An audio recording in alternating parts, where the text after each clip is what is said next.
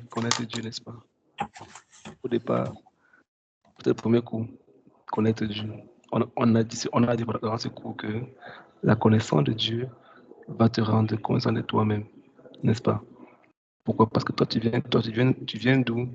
Tu viens de l'éternité. On m'écoute très bien, j'espère. Oui, oui, merci, frère. D'accord. D'accord. Donc, la connaissance de Dieu va te rendre conscient de toi-même. Parce que la Bible dit que tu as été créé à l'image de Dieu selon sa ressemblance. Et que le seul moyen de connaître le vrai toi, c'est de contempler le Seigneur. Un autre homme ne peut pas te montrer qui tu es réellement. Il y a des choses qui sont en toi que toi, tu ne connais même pas.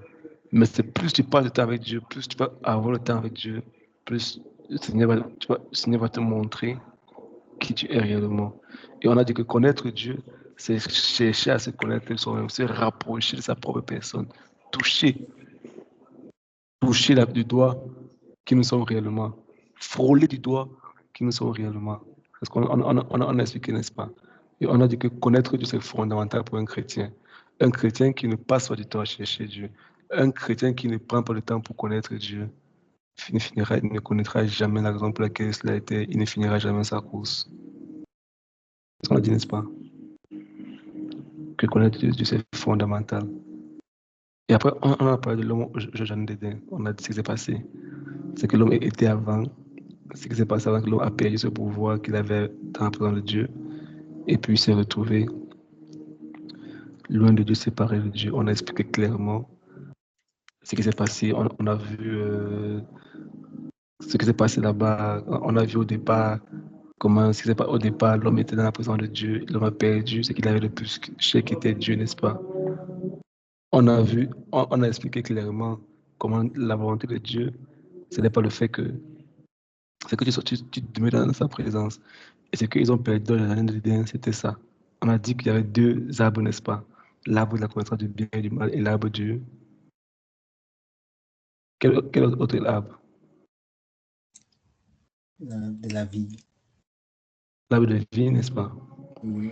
L'arbre de vie, n'est-ce pas? Et on expliquait en fait que lorsque Adam et Ève ont péché contre Dieu, ils ont mangé, ils ont pris ce fruit, ils ont mangé ce fruit. En fait, le péché n'était pas de manger le fruit, le péché était de faire quoi?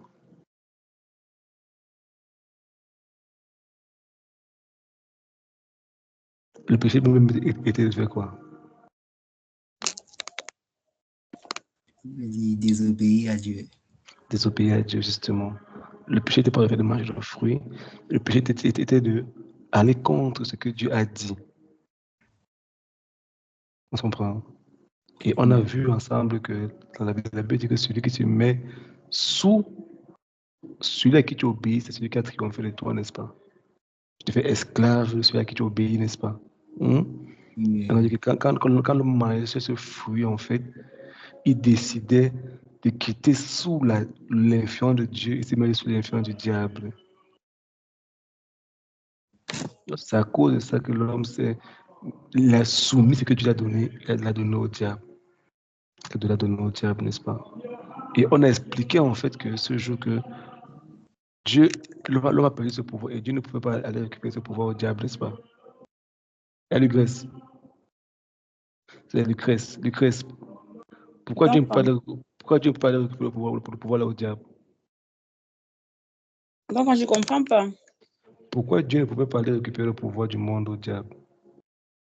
La domination du monde. Parce qu'il avait donné ce pouvoir-là à l'homme de dominer sur le monde. L'homme a donc perdu ce pouvoir-là en suivant les prescriptions du diable. Et le diable a donc récupéré cela. Mais pourquoi Dieu ne peut pas aller récupérer lui-même au diable? Parce que Dieu nous a laissé le libre arbitre de faire notre choix, de décider le bien ou le mal. C'est vrai. Mais pourquoi Dieu ne peut pas aller récupérer ça au diable? Il est tout puissant, n'est-ce pas? Justement. Pourquoi il ne peut pas récupérer au diable?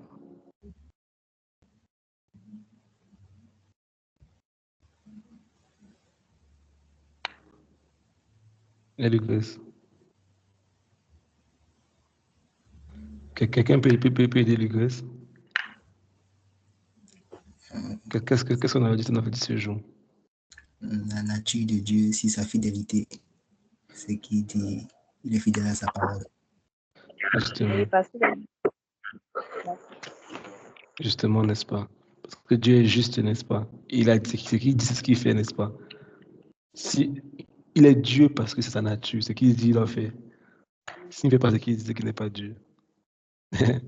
On se comprend. C'est un peu comme moi, je suis un homme. J'ai les yeux, je parle. Donc Dieu fait ce qu'il dit, c'est une nature, comme sa main, comme sa bouche. Donc c'est que donc Dieu est obligé de faire ce qu'il dit en fait. Il est obligé de faire ce qu'il dit. Sinon, il ne sera pas Dieu. De ce jour, on avait expliqué que parce que l'homme a pris ce pouvoir-là de nos diables, Dieu ne peut pas prendre le pouvoir au diable parce qu'il il va désobéir à sa parole, n'est-ce pas? Elle le graisse. Et là, maintenant, qu'est-ce que Dieu a fait pour résoudre ce problème?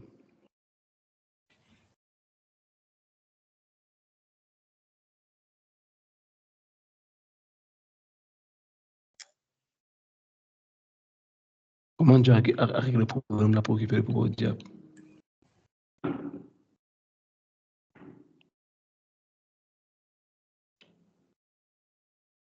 Je peux répondre, je vais essayer de répondre. Vas-y, Octavie. C'est d'utiliser la même personne que le diable utilisait, peut dire la femme, non. Pourquoi pour qu'elle puisse accoucher d'un humain qui va prendre, après, qui va reprendre ce pouvoir. Je peux dire comme ça. Justement, n'est-ce pas? Donc Dieu s'est fait un corps d'homme, n'est-ce pas? Dieu a pris le corps d'un homme parce que le pouvoir était un homme et Dieu devait devenir un homme pour aller voir le diable pour dire que bon, je ne suis plus Dieu, je suis devenu un homme. N'est-ce pas? Parce qu'il est juste, n'est-ce pas? C'est la raison pour laquelle il a pris le corps d'un homme. Le Saint-Esprit est venu sur Marie. Mais pourquoi le Saint-Esprit n'est pas venu sur un homme ordinaire? Je pense que et sans que on va commencer à donner des tests. J'ai l'impression que vous ne retenez pas des tests. Ça, c'est des fondamentaux. C'est des fondamentaux. Tout ce qu'on va bâtir après, bâtir, c'est le base n'est pas entré dans votre subconscient. Vous aurez des difficultés dans votre vie chrétienne. Vous serez un chrétien superficiel. Ça, c'est les basiques. On a remis les fondations de la vie chrétienne. N'oubliez jamais. N'oubliez jamais. C'est ce que le Seigneur me faisait méditer ce matin. Ce matin, le Seigneur me disait, si la fondation n'est pas solide, vous me dites très bien. Monsieur Franck. Si la fondation n'est pas solide, tout ce que tu fais, tu n'es qu'en train d'augmenter les dégâts. Si la fondation d'un bâtiment n'est pas solide, et tu continues à construire, qu'est-ce que tu es en train de faire?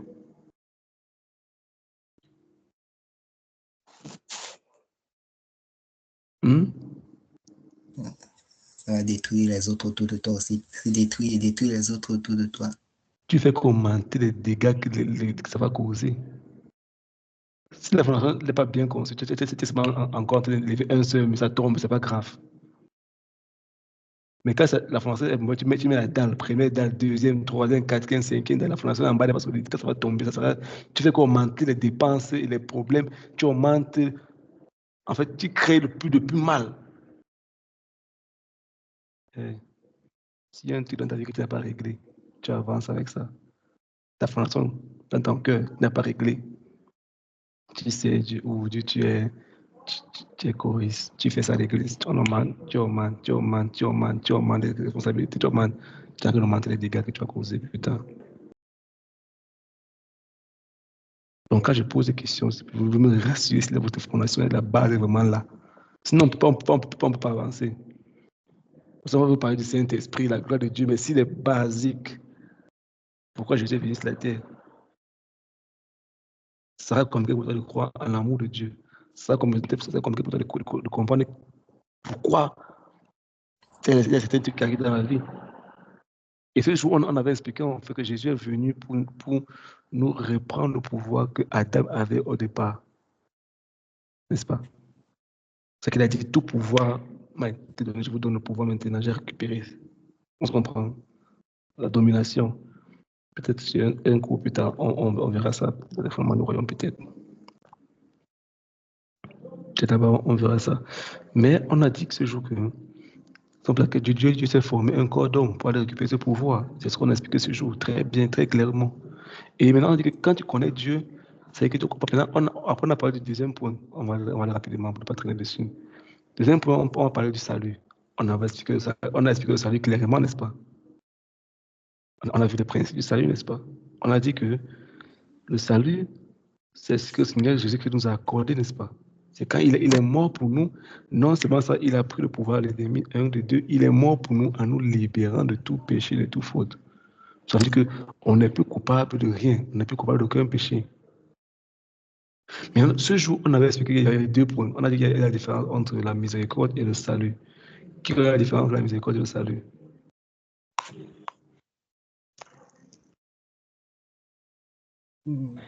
La différence entre la miséricorde et le salut.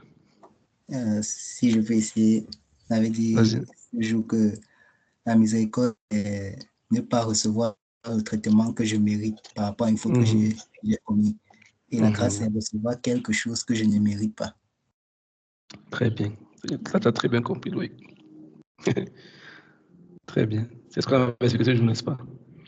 On avait dit miséricorde, c'est quand tu as fait un tort et on ne te punit pas pour ce tort, n'est-ce pas? On t'a quoi la miséricorde? C'est la miséricorde. Et ce jour, on avait pris l'exemple d'un policier, n'est-ce pas? On avait dit qu'un policier, si tu te vois, tu as fait une infraction, peut-être tu as grillé un feu, on s'en prend, tu as traversé le feu, alors que tu ne dois pas le faire, ou bien tu n'as pas porté ta ceinture de sécurité quand tu es en train de conduire ta voiture. Il te voit et puis tu supplies. Mais pardon, monsieur le policier, pardon, monsieur le policier. Il a pitié de toi. Il dit, il faut partir. Ça c'est quoi? Miséricorde. La miséricorde, n'est-ce pas? Et Octavia, le grâce, c'est ça, non?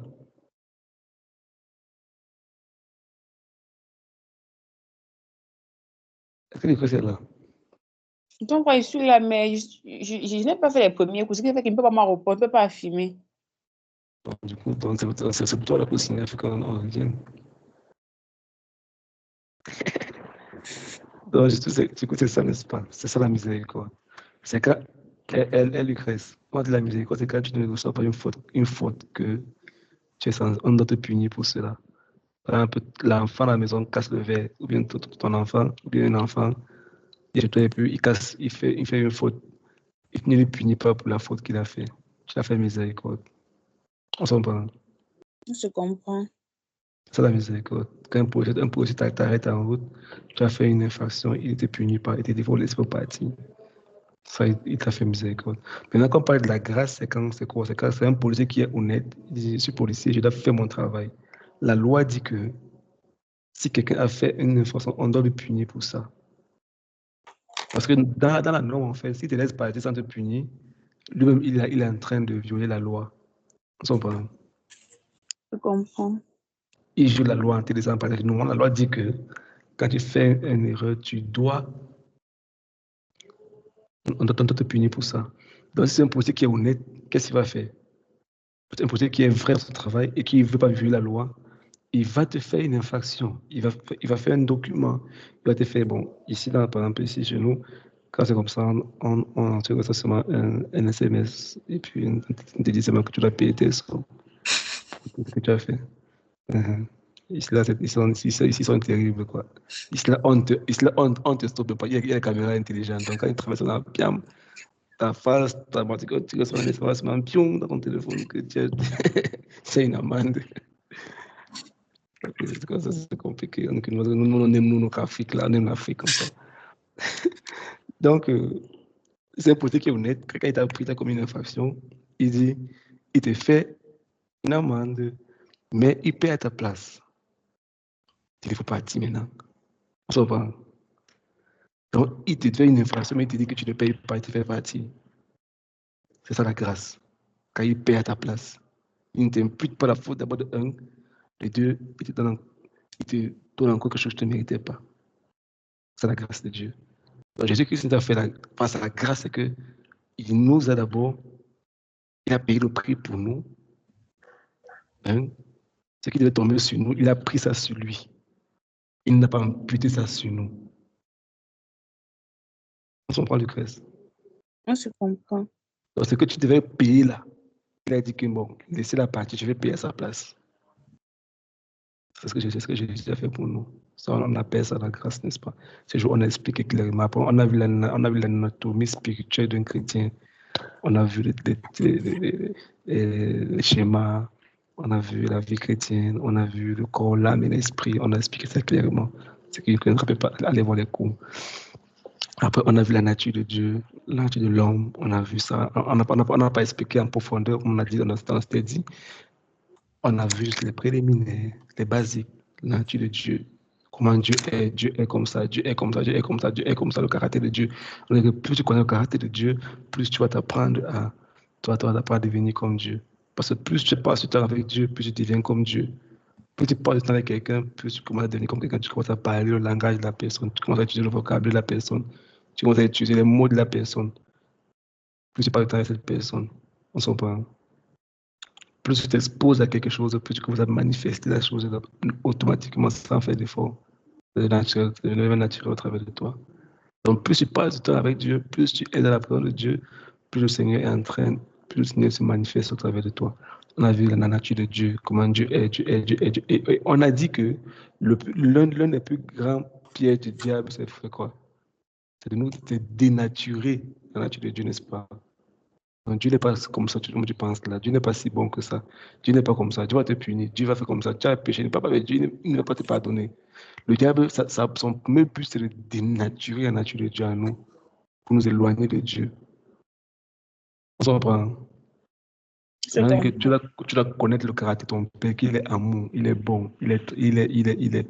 Parce que le diable va te dire que non, tu peux faire, non, Dieu va te pardonner. Au début, il te fait croire que non, Dieu est trop. Donc, tu fais comprendre que non, Dieu va laisser tomber. Non, laisse ça, c'est rien. Qui va savoir? Tu es seul. Fais. Tranquille, fais tes choses. Non, Dieu va te parler. Dieu est amour. Dieu est amour. Et tu vas faire une fois, deux fois, trois fois. Après, tu dis, Dieu va l'église. On m'a dit, oh, fais ça, tu lèves la main. Oh, Seigneur, je t'adore. Que toi, tu adores Dieu. Il dit que laisse tomber ton attente. Tu connais que tu peux adorer Dieu. Dieu est saint. Tu sais ce que tu as fait? Tu sais ce que tu as fait? Adore pas, c'est pas pour toi. Ils vont adorer. On ne m'intéresse pas. Je comprends. Donc le diable, il va jouer avec nous comme ça, la nature de Dieu. Quand tu as le péché, il va te demander que non, Dieu est trop Dieu, tout ça. Mais quand tu tombes à l'intérieur, il te dit que non, Dieu est trop Dieu. Tu ne vas pas te recevoir. Toi là qui prêchais, toi qui disais que c'est pas bon, tu as fait non. Mon gars, laisse le dire à personne, cache. Cache. C'est tranquille avec ça.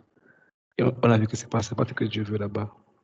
Dieu est bon, Dieu est amour. Il attend qu'on vienne vers lui, il nous récupère, il nous garde. Après, avec la nature de Dieu, on a expliqué que la personne la plus importante sur la terre, c'est le Saint-Esprit, n'est-ce pas? Et on a vu Dieu le Père, Dieu le Fils, Dieu le Saint-Esprit. Et on a dit que Dieu le Père, c'est le Dieu qui se manifestait dans l'ancienne alliance. On a vu avec Moïse, les prophètes et tout. Après, on a vu le Fils qui est venu sur la terre par Jésus-Christ. Il a manifesté la gloire du Père, il a manifesté la puissance. Maintenant, on a dit que le Fils est parti, il a dit qu'il envoie le Saint-Esprit, qui est Dieu. Et on a vu en fait que le Saint-Esprit est venu, c'est la personne pour le moment la plus importante sur la terre, parce que c'est lui qui nous montre le chemin, c'est lui qui nous conduit, n'est-ce pas? On a expliqué ça clairement, n'est-ce pas? Et on a vu le Saint-Esprit. On a vu le Saint-Esprit qui il est, comment il est, ce qu'il fait, sa nature, son caractère. On a dit c'est une personne avec qui on peut parler, comment on cause, comme ça, tu causes avec le Saint-Esprit. Tu parles avec lui. Tu prends le temps, tu causes avec l'Esprit de Dieu. Il dit bonjour, Saint-Esprit. Merci pour ce matin. Saint-Esprit, tu communiques avec lui, tu partages avec lui. C'est une personne. Mais après, on a dit quoi? On a vu maintenant quoi? Après ça, on a vu le renoncement. Pourquoi on a vu le renoncement après Saint-Esprit? On a dit que, en fait, le Saint-Esprit nous aide à accomplir notre destinée. Et pendant qu'on voyait le parcours de la vie chrétienne, on a dit qu'il y a 2 jugements. Lucrèce, tu te rappelles?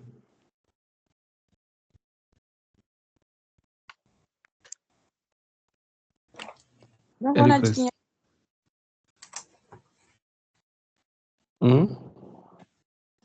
Pendant qu'on étudiait, je n'ai pas bien suivi. On avait dit qu'il y a 2 jugements, n'est-ce pas?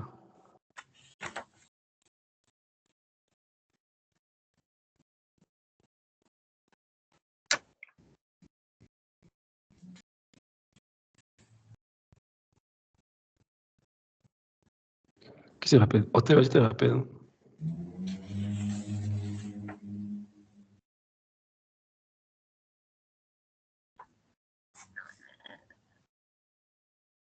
Octavia.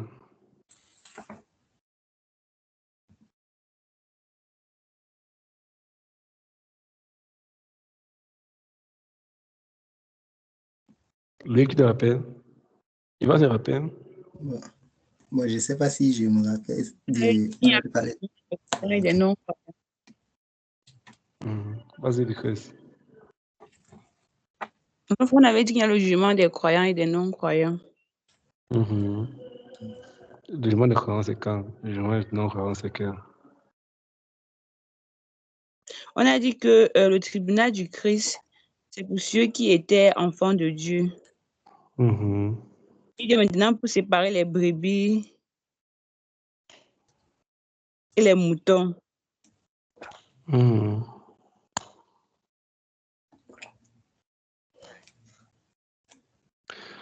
Justement, on avait dit en fait que...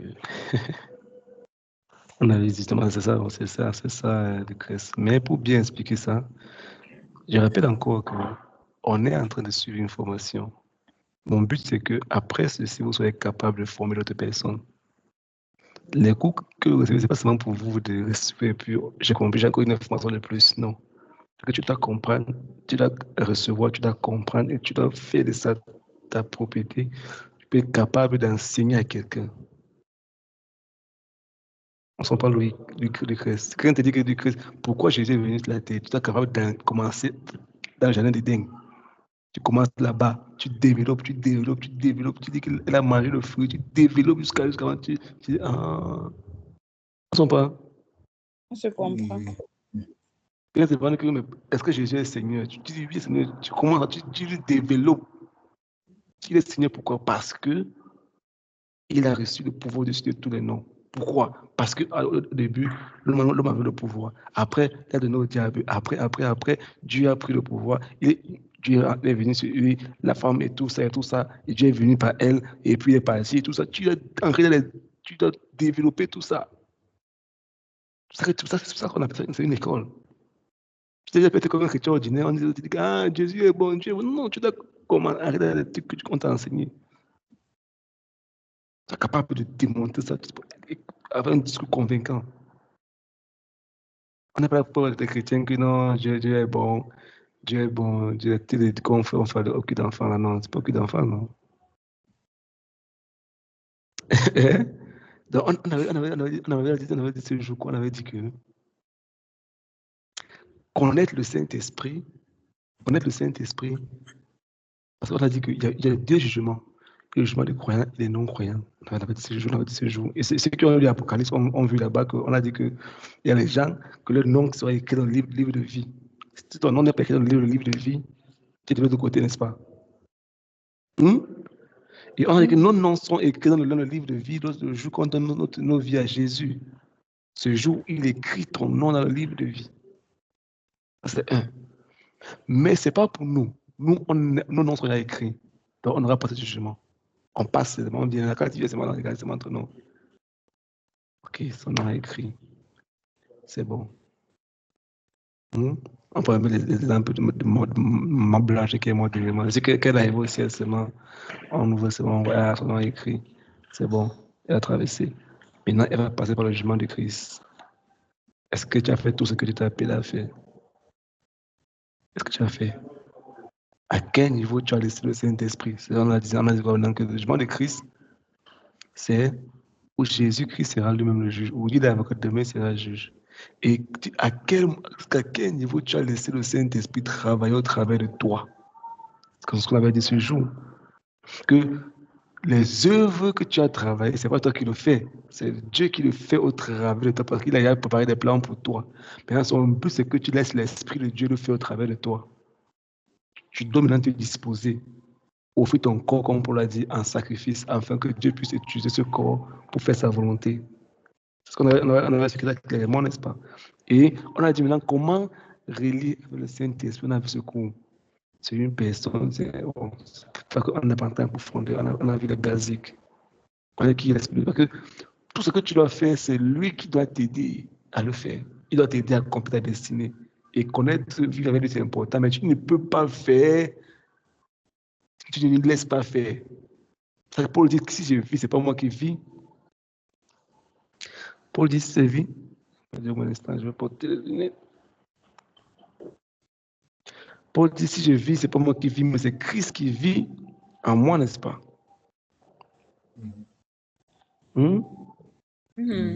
Il dit, si je fais n'importe quelle que soit l'œuvre que je fais, ce n'est pas moi qui le fais, mais c'est lui qui le fait au travers de moi, n'est-ce pas?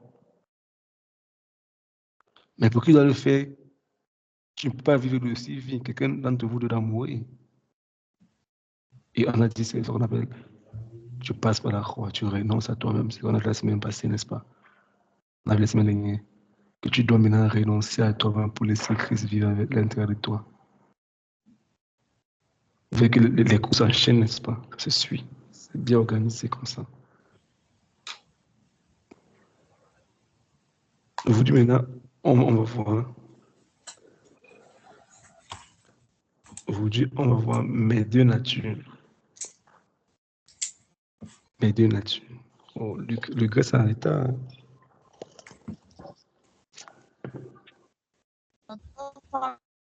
J'ai un problème, c'est de connexion au village. Il n'y a pas de connexion ici. Bonsoir.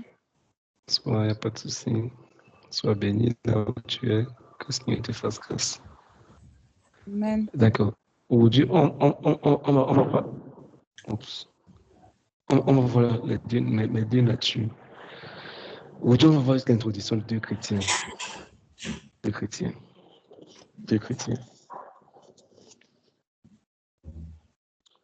Et la question qu'on va se poser, c'est que est-ce que Jésus a accès à toutes les chambres de ma vie? Qui ici là connaît l'histoire du démoniaque de Gadara?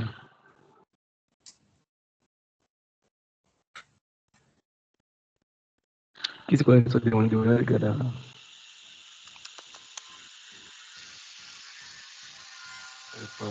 Qu'est-ce que les gars s'y font ici? Un instant, pardon.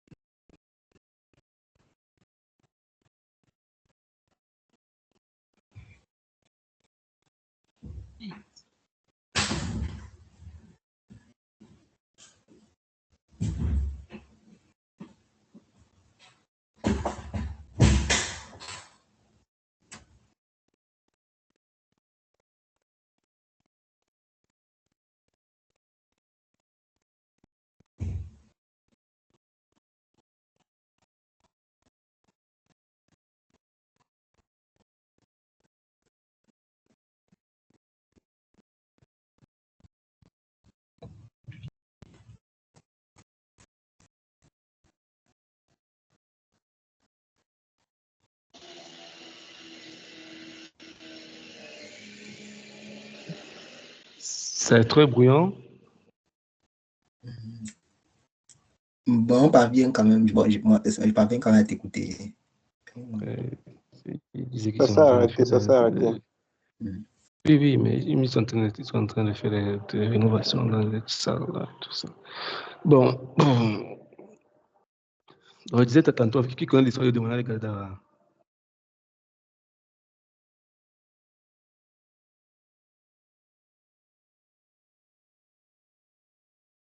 Qui connaît l'histoire? On vient de finir le Nouveau Testament, non? Ça apparaît dans les 3 évangiles.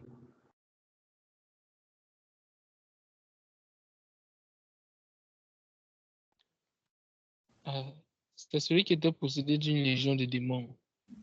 Mais c'est ça qu'il est possédé depuis. C'est un homme qui était rempli d'une légion de démons. Quand on dit légion, ça veut dire quoi? Une légion, c'est un minimum. 4000. 6000 soldats.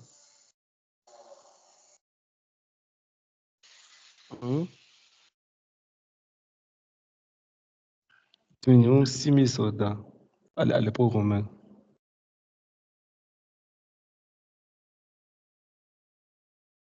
Donc, imagine un peu que dans un seul homme, il y a 6000 démons.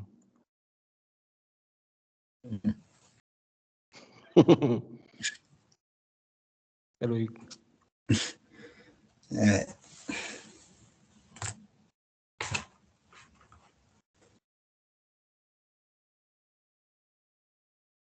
Imagine un peu.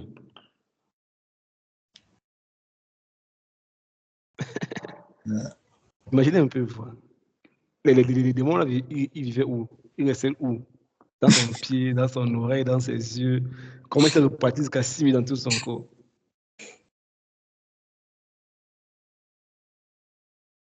Hein? 6000. Il y avait un démon, un chevelu, dans la barbe, ici, dans les narines.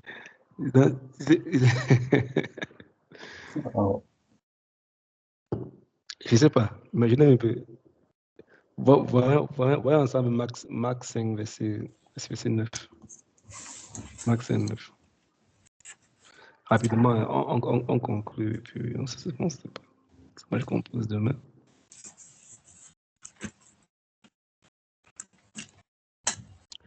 Marc 5, verset 9.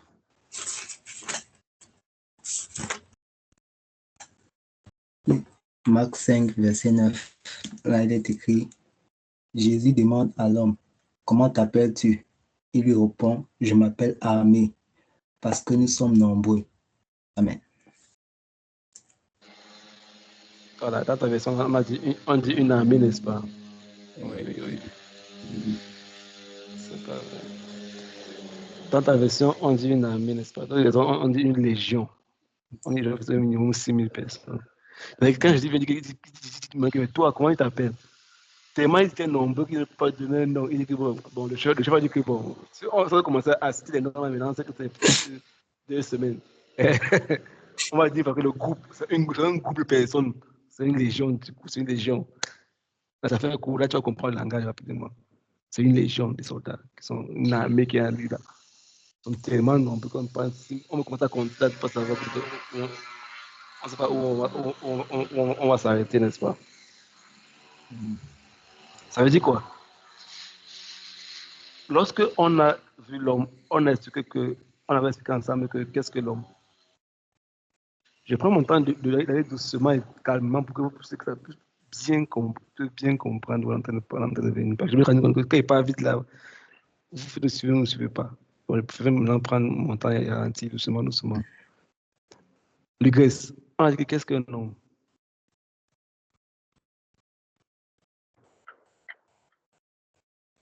Je peux répondre.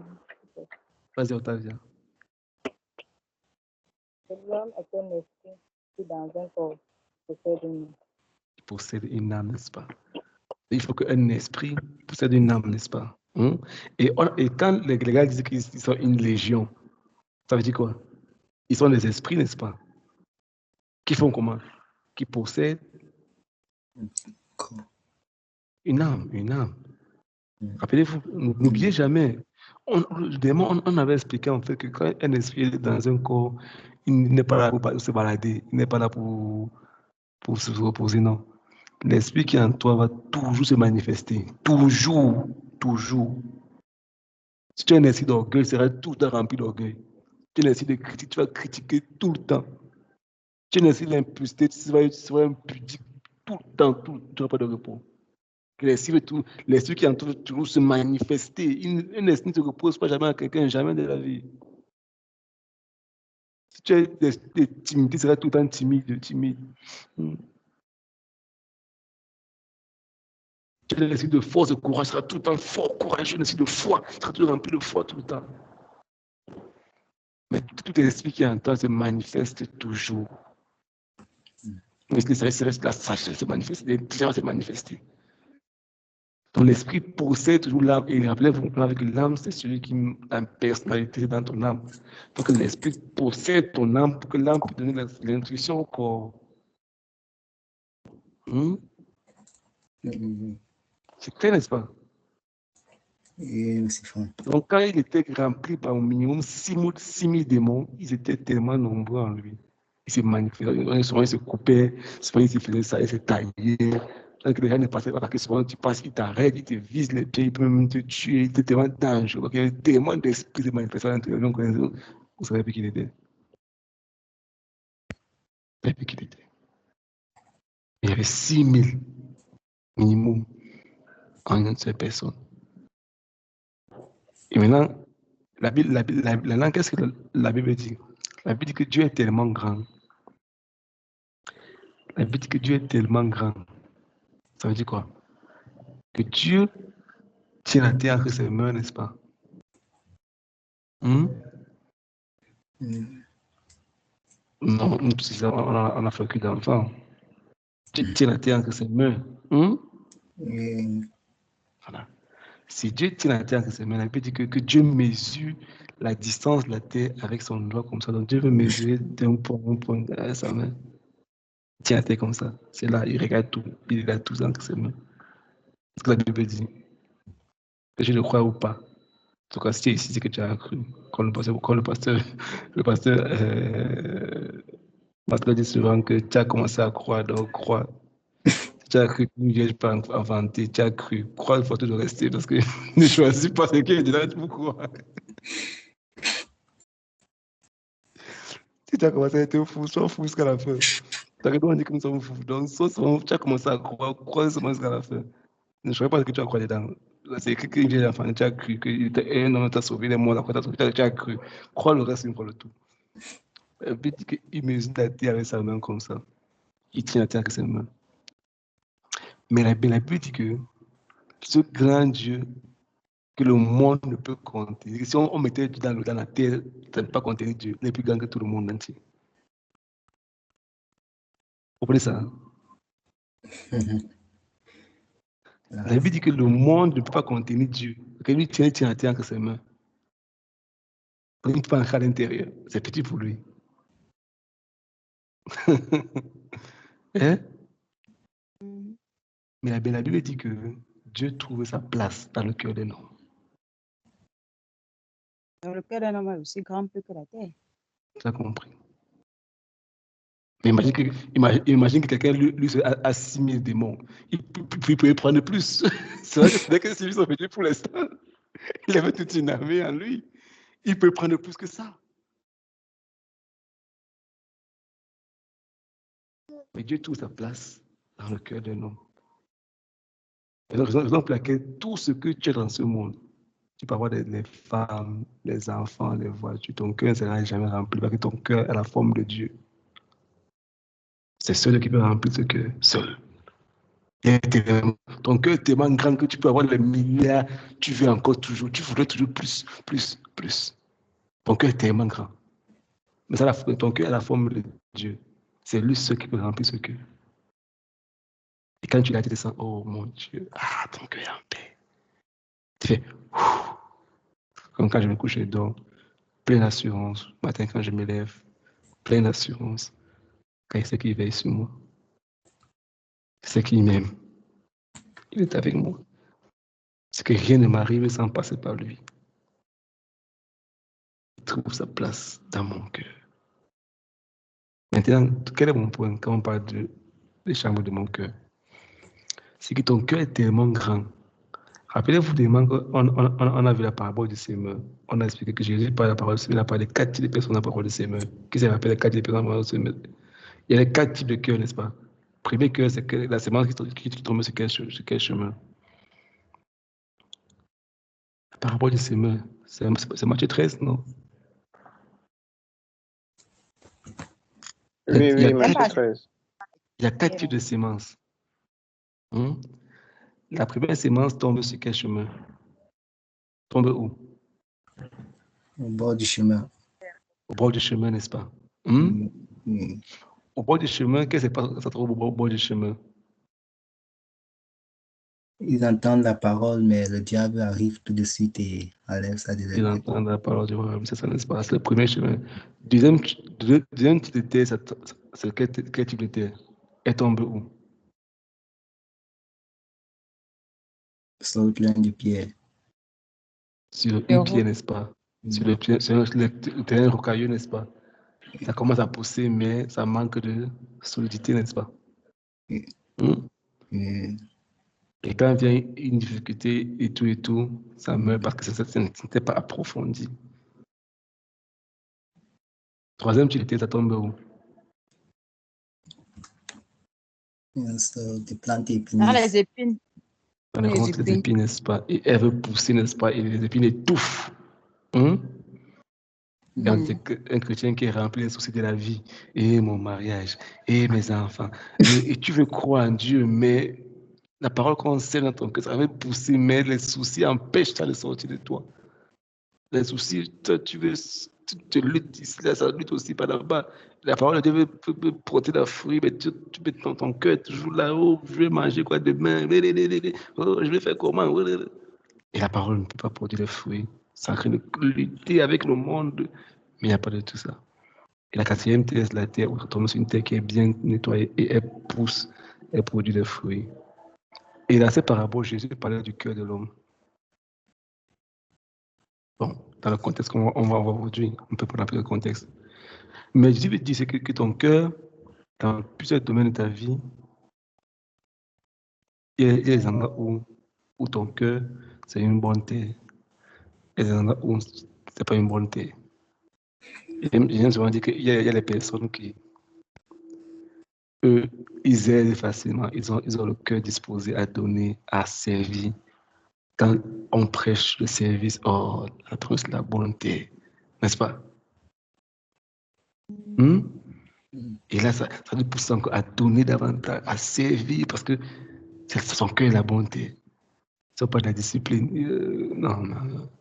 Même c'est comment il ne peut même pas écouter. Ça tombe sur sur le chemin, les autres viennent picorer, ça part avec. Il ne veut même pas comprendre cela. Ou encore même, il veut comprendre, je veux que discipliner. Mais quand ça tombe sur le chemin, mais il n'y a pas de solidité. Il tombe encore dans son désordre. Tu peux qu'une bonne terre pour donner à l'église, pour donner, pour chanter, tout ça. Mais quand il faut être une bonne terre pour la sanctification, tu dis non. Moi, je veux faire tout ça, mais je vais garder mes petits péchés à l'intérieur de ma vie. Ça ne produit pas de fruits. Donc, je dis mon texte que c'est pas pour ceux qui vont devenir vers Jésus-Christ, c'est pour les gens qui vont, même pour les chrétiens, après, oui, parler à ses disciples. Donc, il y a des endroits dans ta vie où ton cœur est une bonne terre, ou ton cœur n'est pas une bonne terre. On part quelque part. Maintenant, il y a deux types de chrétiens. Il y a l'histoire de deux chrétiens. Jésus dit que lorsqu'il frappe à la porte de ton cœur, vous savez, le docteur Monroe parlait souvent de ça tout le temps. Et moi, ça me fait aussi réfléchir. Il disait, ça ne vous étonne pas que Dieu est grand, Dieu est puissant. Dieu sait que si tu meurs sans Jésus-Christ, tu vas dans l'enfer. Dieu sait que si tu meurs sans de ta vie à Jésus, tu pars en enfer.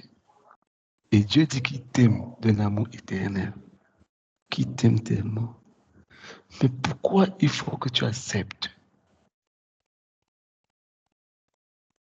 S'il t'aime vraiment,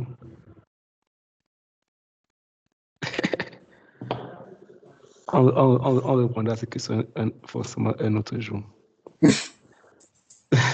Non, Parce qu'aujourd'hui, on n'aura pas assez de temps pour parler de tout ça. Donc, il dit qu'il est à la porte de ton cœur et puis il frappe. Il dit que si tu ouvres la porte, il dînera avec toi. Et quand il dit qu'il va entrer, c'est pas pour dire que tu es déjà enfant de Dieu, mais il y a des domaines de ta vie où Jésus est encore en train de frapper à la porte. On s'en parle. Il y a des coins de ta vie où Jésus est encore en train de frapper à la porte. Il dit, tu ouvres la porte, je vais entrer. Il n'a pas dit la porte il n'a pas dit la barrière. Hein? Il n'a pas dit la chambre. Il est à la porte et puis il frappe. On n'a pas dit quelle porte. Bon, je donne ma version, c'est pas de version on précise. Il est à la porte. On pense qu'on a. Bon, allons-y dans Apocalypse 3, verset 20. Pour qu'on soit en face. Apocalypse 3, verset 20.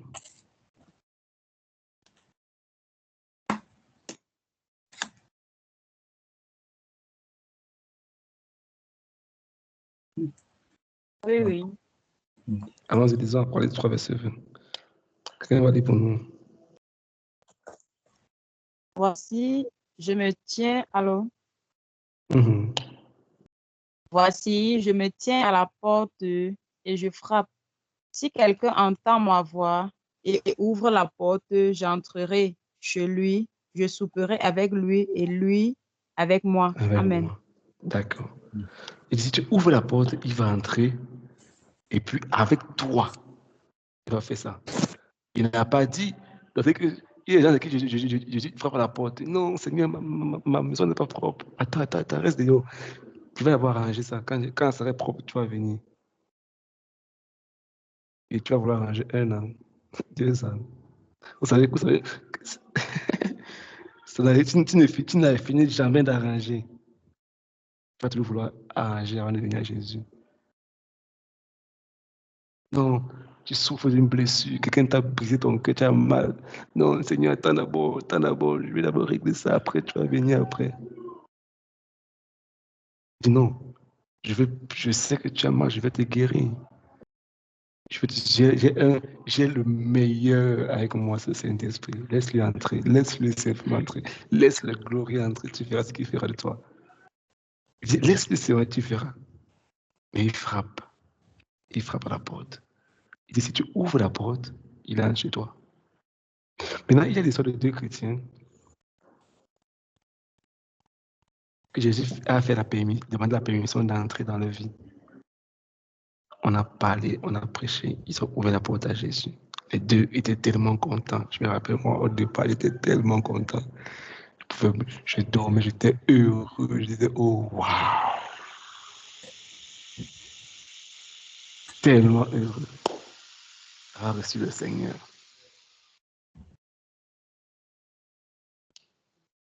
Je me rendais compte que son absence était la raison pour laquelle j'étais tout le temps vide à l'intérieur de moi.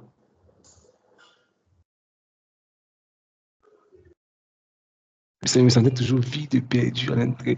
Quelque chose qui me manquait toujours. Et quand je l'ai rencontré, je disais, oh waouh, gloire à Dieu, gloire à Dieu. Je me rappelle ce jour, avec 3 ou 4 jours, j'ai prié. Le matin, j'ai prié, et puis j'ai dit, Satan, tu as fait l'erreur de me laisser partir. Parce que tu ne me verras plus jamais. Comme j'ai traversé là, c'est fini. C'est fini. Tu aurais dû me finir mon cœur de ton côté. Parce que là, que je voulais goûter là, c'est fini. Tu as fait l'erreur de me laisser partir. Et Dieu avait déjà prévu. J'avais déjà prévu. Je ne dis pas que c'est parfait, non. Mais je me compte son amour. Je m'appuie sur son amour. Je compte sur sa grâce chaque jour. Donc quand il tombe, je demande pardon, je couvre lui. Donc comme ces 2 chrétiens étaient tellement contents, ils ont aimé le Seigneur. Mais quelque chose s'est passé. Comme les nouveaux croyants, ils étaient tellement en joie.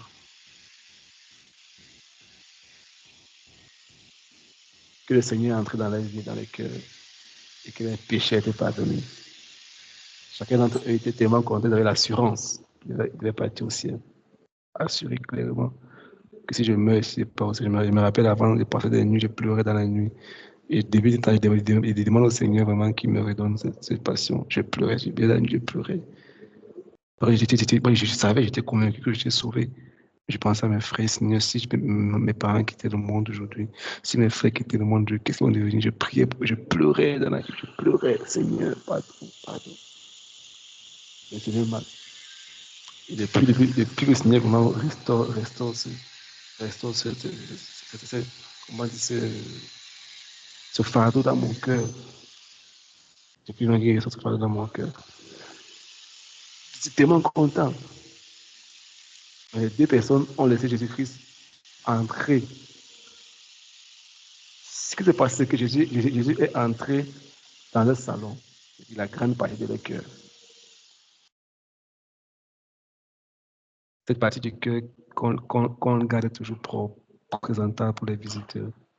C'est la partie du cœur là que Jésus est entré, tous les deux. Écoutez-moi très bien, c'est très important.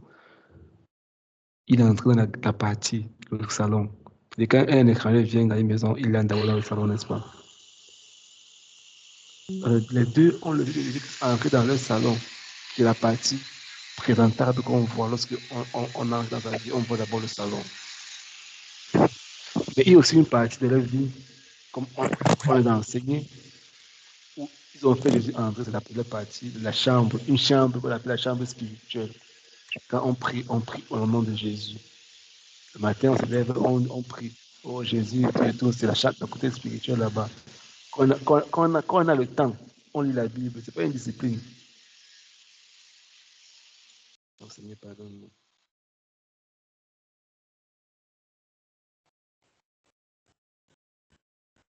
Ils sont laissés de côté quand on montre à l'église. On montre à l'église. On te voit, oh, tu es un bon chrétien. Oh, tu es un grand. Elle n'est pas à l'église, elle n'est pas à l'église, elle prie. Elle est comme ça, elle est comme ça. Ça, c'est le côté, l'apparence. Quand tu parles à quelqu'un, non, mon frère, ma soeur, on ne fait pas ça, on ne fait pas ça. C'est pas bon. Hein. Ça, c'est le côté qu'on montre avec le salon. Et ces deux chrétiens ont laissé Jésus entrer dans le salon, qui est important, qui est bien. Mais il y a un problème. Il y a d'autres parties de leur vie ou de leur maison qui n'ont pas ouvert à Jésus. Jésus, comme tu es là, reste au salon. Et quand il y a besoin de toi, on va prier dans la chambre. Mais ton coin, c'est le salon. Jésus dit non. Je vais occuper toute la maison. Je dis, Seigneur, non, non, non. Moi, j'étais d'accord. Je vais partir à l'église. Je vais prier. Je vais souvent parler de toi quand j'ai le temps. Quand j'ai de temps en temps. Je fais ça. Mais reste là où je te mets là. On se comprend.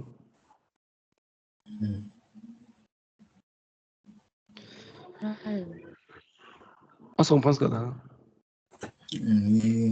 Maintenant, alors, ton cœur a plusieurs autres chambres. Rappelez-vous, cet homme avait plus de 6000 démons qui vivaient dans plusieurs compartiments de sa vie, de son cœur,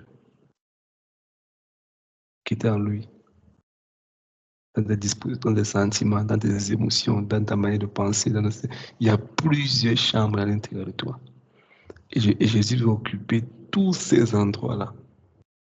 Dans le premier, bon, je vais citer seulement quelques chambres. 10 chambres, il y en a plusieurs que ça. Il y a les finances,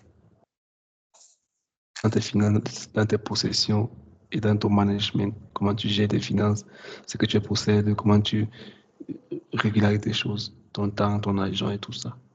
C'est une chambre de ta vie. Deuxième chambre, c'est ta vision du monde, comment tu vois le monde politique, la politique, comment tu analyses les choses, les effets politiques autour de toi, les activités politiques qui autour de toi, comment tu vois ça, quel est ton avis, comment tu penses. C'est une chambre de ton cœur. Troisième chambre, la chambre, il y a ton côté physique, ta santé physique, ton apparence physique, comment tu t'habilles, l'apparence physique, comment tu prends soin de toi, les habits que tu portes, ton choix de vestimentaire, tout ça. Troisième chambre. Quatrième chambre, c'est la chambre des relations sociales. Dans le social et la relation avec les gens. C'est une chambre, donc là-bas. Je sais que tu as noté. Hein. Cinquième chambre, le mariage, la famille. Comment tu vois ça? Comment tu conçois ça? Sixième chambre, tes occupations. Comment tu passes quand tu veux te relaxer, quand tu veux prendre un temps de te distraire, quand tu veux un peu t'évader, quand tu veux te reposer un peu. C'est une autre chambre. Septième chambre, comment tu gères ton temps, comment tu planifies ton futur, comment tu te projettes ta vie. Il y a encore une dernière chambre juste comme ça. Ajouté à ça maintenant, il y a le salon et la chambre spirituelle. Maintenant, beaucoup de personnes ont mis Jésus dans le salon. L'apparence, c'est aller à l'église, chanter la chorale. C'est ce qu'on peut faire. La grande chambre spirituelle, la chambre salon là-bas, le salon. La chambre spirituelle lorsqu'on veut prier. Mais le reste des chambres là, non. Comment j'ai mon argent, c'est mon argent, Seigneur. Quand j'ai le jour que je vais à l'église, le jour que le pasteur il est content, je donne 200, 300. Le jour que je ne suis pas content, je donne 100 francs. Hein? Donc, on va dire qu'il y a on va faire des offrandes à l'église. S'il parle beaucoup, voilà, ça m'énerve et puis je donne même 1000 francs comme ça et puis je pars. Ils sont comme ça, toujours cherchent l'argent, ils demandent l'argent tout le temps. Comment tu gères tes finances, tes possessions, ce que tu as? Comment tu manages cela? C'est une chambre. Est-ce que tu as donné ça à Jésus? Que c'est lui qui contrôle tes finances? Et qui peut te dire, prends tout ce que tu as fait comme ça, tu vas obéir. Si tu te dis, fais comme ça, est-ce que tu vas obéir? Est-ce que Jésus contrôle les finances à ce niveau 1? Ta vision politique du monde politique, c'est pas autour de toi. Oh, pour Iskanto, oh, pour Livia, oh, c'est cela, oh, c'est là. Comment tu vois ça? Comment tu comprends cela? Quelle est ta vision de ça? Ton physique, comment tu manges? Comment tu prends soin de ton corps? Comment tu consommes les aliments? Est-ce que Jésus règne? Est-ce qu'il est dans la chambre là? Tes relations avec les gens? Tes relations avec les gens autour de toi? Comment tu gères le social? C'est simple. Quand tu vois quelqu'un, bon, tu vois un chrétien qui ne peut pas maintenir une relation avec quelqu'un pour 1 an, 2 ans, et qui t'a telle personne, pas telle personne, qui t'a telle, pas telle, qui est en train de sauter, tant, j'espère que c'est un sérieux. Il refuse de conserver des relations. Il ne peut pas pardonner, il ne peut pas investir dans l'autre personne, il ne peut pas excuser, il ne peut pas accepter les réponses, il ne peut pas changer lui-même pour plaire à l'autre personne. Et je n'ai pas que de revenir dans ton mariage, tes affaires, tes occupations, tout ça. Jésus veut prendre tout ce contrôle. On va s'arrêter ici pour aujourd'hui. La semaine prochaine, on va essayer de détailler ces chambres-là. Et on va comprendre que lorsqu'on parle de porter des fruits, c'est quand toutes ces chambres de ta vie, Jésus-Christ est Seigneur. Parce que beaucoup de chrétiens n'ont pas de fruits dans leur vie chrétienne parce qu'ils ont gardé Jésus au salon. La chambre spirituelle, souvent, d'autres n'ont même pas au salon. Donc, on parle de dimanche, on finit ça là-bas. Et puis, après, on rentre. Et souvent, je me demande souvent que vous pensez que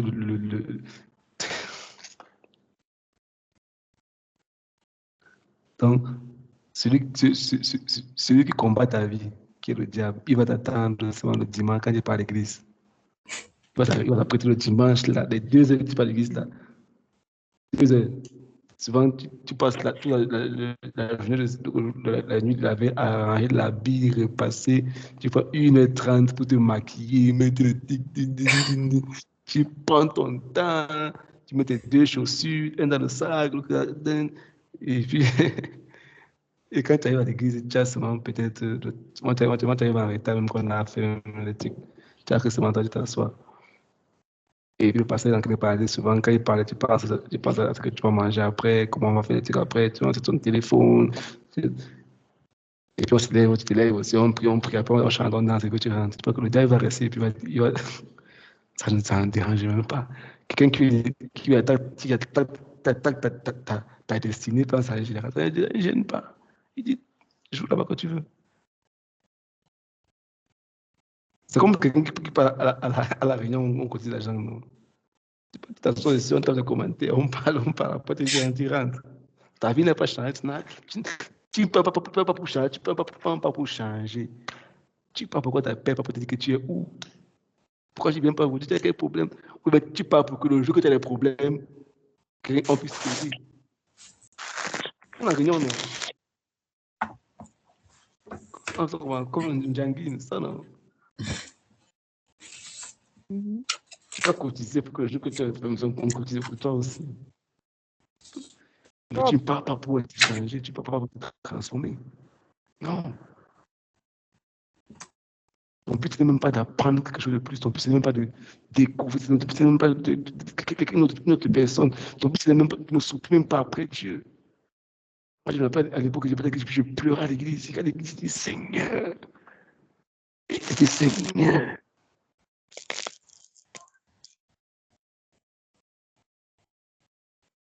Je dis Seigneur. Est-ce qu'on connaît ce qu'on entend? Est-ce qu'on comprend l'importance, l'urgence?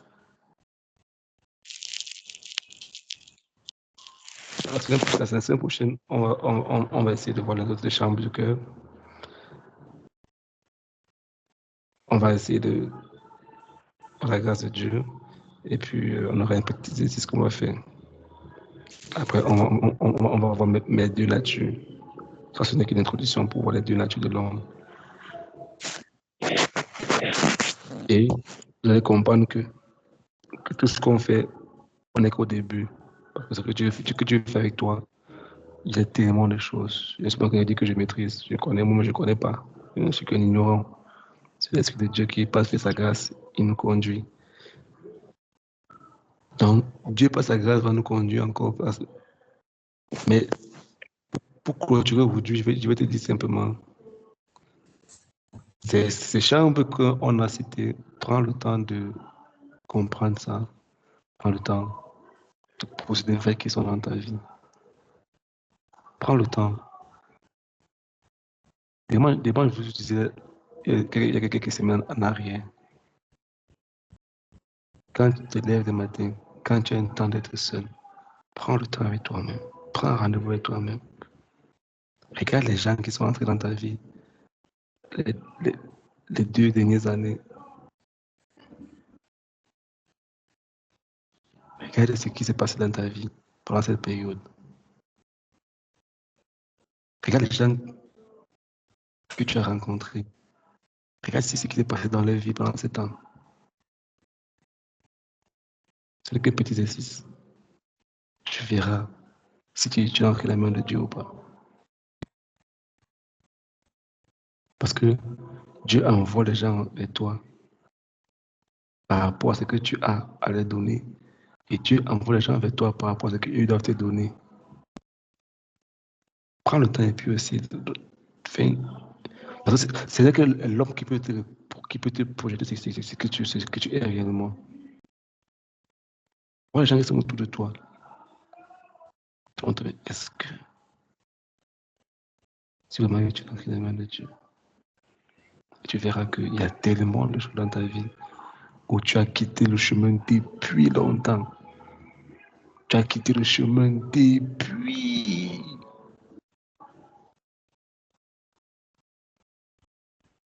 Jusque-là, tu suivi sur le maintien, mais le Seigneur te met parce qu'il veut te ramener sur le chemin, parce que ta vie doit compter aussi. Ta vie doit compter. Ta vie doit compter. Ta vie doit compter.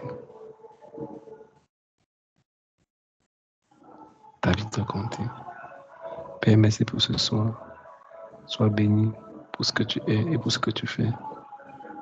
Je te recommande chacun de tes enfants ce soir. Bénis les Seigneur. Bénis tes enfants, Seigneur.